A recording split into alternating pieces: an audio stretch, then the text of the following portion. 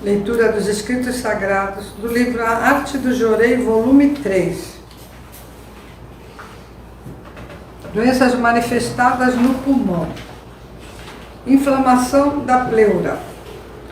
Pleura é a membrana que envolve o pulmão.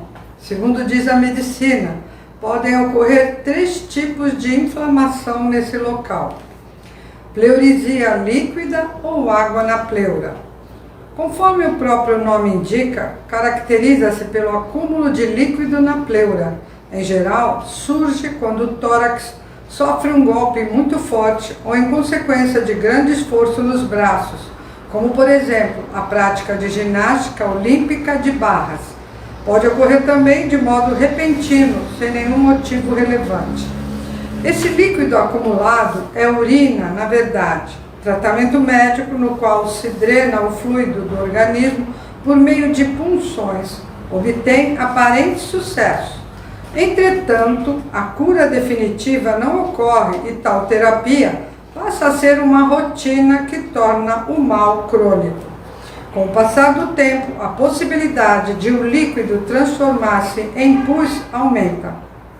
Algumas vezes, desde o início, a secreção purulenta está presente e, nesse caso, a enfermidade é denominada empiema. No momento inicial da pleurisia, os sintomas são febre alta e intensa, dor no peito, especialmente quando se respira fundo. Quando a quantidade de líquido aumenta e se ajunta, formando um grande volume no interior da pleura, a dor desaparece. Nesse quadro, a função renal diminui consideravelmente, uma vez que a urina está concentrada na parte superior do corpo. O doente sente muita sonolência e transpira bastante durante o sono. O suor representa, então, um excelente recurso natural de eliminação da toxina através dos poros. Se não houver interferência de tratamentos médicos, a cura ocorre naturalmente. Contudo, por desconhecer esse princípio, a medicina tenta suspender a saída do suor por julgá-lo ruim.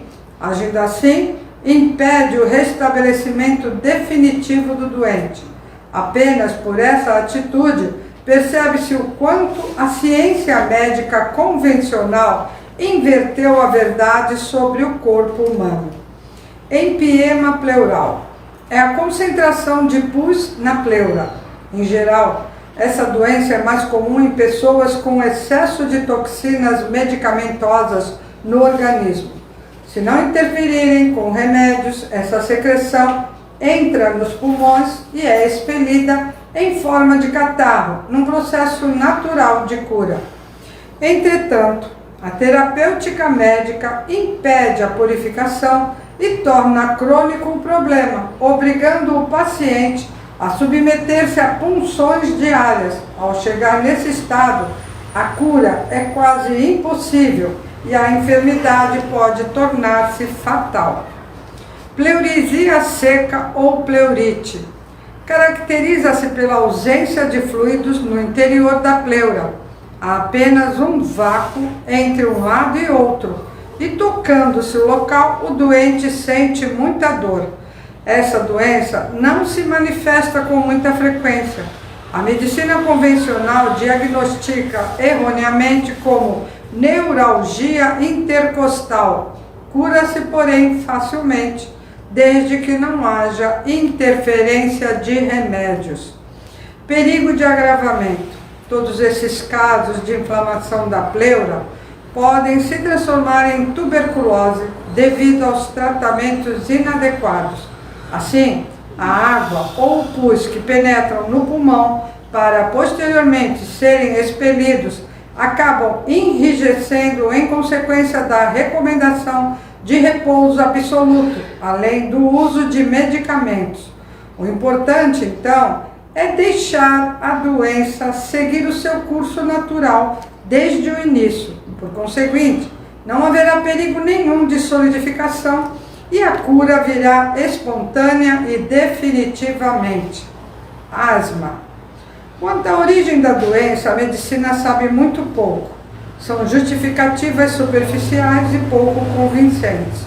Algumas teorias dizem se tratar de uma reação alérgica. Outras fazem referência à hiperestesia ou à tensão do nervo pneumogástrico. Há ainda os que atribuem o problema a causas alimentares ou a condições ambientais. Chegam mesmo a dizer que a asma pode ser provocada pela cor da tinta utilizada na parede da casa do enfermo ou pelo formato do quarto onde ele dorme. A meu ver, são colocações que beiram ao ridículo. Quero, por isso, explicar-lhes minuciosamente a verdadeira causa da asma. De acordo com a medicina tradicional, existem dois tipos de asma, a cardíaca e a brônquica. Asma cardíaca. Esse mal tem origem nas toxinas acumuladas e solidificadas em volta do diafragma. Com o início da ação purificadora, uma fibrícula começa a dissolver essas impurezas até tornarem líquidas para que se infiltrem nos pulmões, de onde serão eliminadas na forma de catarro. Esse processo é um tanto dificultoso, pois devido à distância existente entre o diafragma e o pulmão, a toxina liquefeita não consegue penetrá-lo de imediato. Sendo assim, o pulmão se amplia ao seu máximo tamanho a fim de puxar as impurezas dissolvidas para o seu interior e, posteriormente, excretá-las. De modo semelhante no processo de dissolução das toxinas solidificadas em volta das costelas, pode haver a mesma dificuldade do órgão em absorvê-las, caso a membrana pulmonar seja espessa. Mais uma vez, torna-se necessária uma atividade extra do pulmão, na qual o órgão despende enorme energia ao se ampliar para sugar as impurezas liquefeitas. Nesses dois casos, o trabalho pulmonar é bastante intenso, circunstância que afeta a sua principal função, ou seja, a respiratória. Daí a razão do aparecimento da falta de ar e até de asfixia. Após o pulmão absorver a toxina liquefeita e eliminá-la em forma de catarro com o auxílio da tosse, ocorre temporariamente um alívio da crise asmática. Esse mesmo motivo justifica a melhora acentuada de um doente com pneumonia após uma febre alta ter dissolvido suas toxinas, possibilitando-as serem expelidas facilmente como catarro. Em portadores de asma cardíaca, sempre serão encontradas solidificações no diafragma ao tocá-lo com a ponta dos dedos. Tal procedimento comprova a veracidade da minha teoria. Pergunta de ministro. Há um ano, o senhor de 64 anos começou a purificar com asma cardíaca. Atualmente ele sente intensa agonia e tem a impressão de que seu coração vai se romper quando se movimenta. Como devemos proceder nesse caso? Resposta de Meixo-sama. Ministro, jorei em ambos os lados do plexo solar. Esse é o local da origem das purificações cardíacas. Canalize também nas costas e na região atrás do coração. A melhora ocorrerá facilmente se o jorei for ministrado nesses pontos. Asma brônquica. De acordo com minhas pesquisas, resulta de toxinas enrijecidas na região das costelas, as quais, por intermédio de purificações, são dissolvidas gradualmente.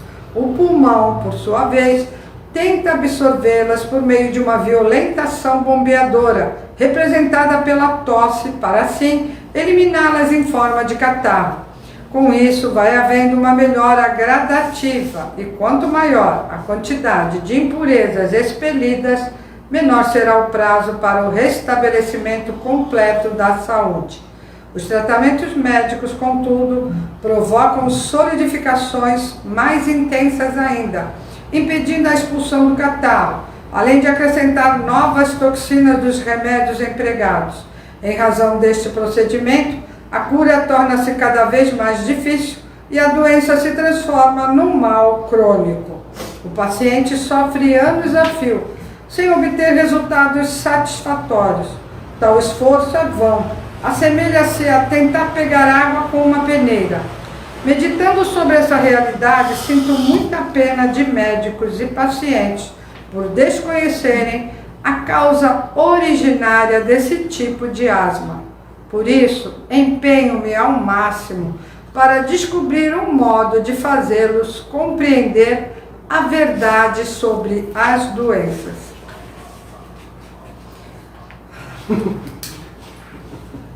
Simples assim, né? Gente, tá aqui, ó. Quando precisar fazer jorei em alguém, não sabe, né? Tá com asma, né? Não sabe aonde ministrar, aí recorre ao ensinamento. Tá tudo explicado, né? Não precisa nem fazer faculdade de medicina. Os pontos estão todos aqui, simples, simples. Só estudar, que vai ter resultado. Tá bom, gente? Muito obrigada. Boa noite.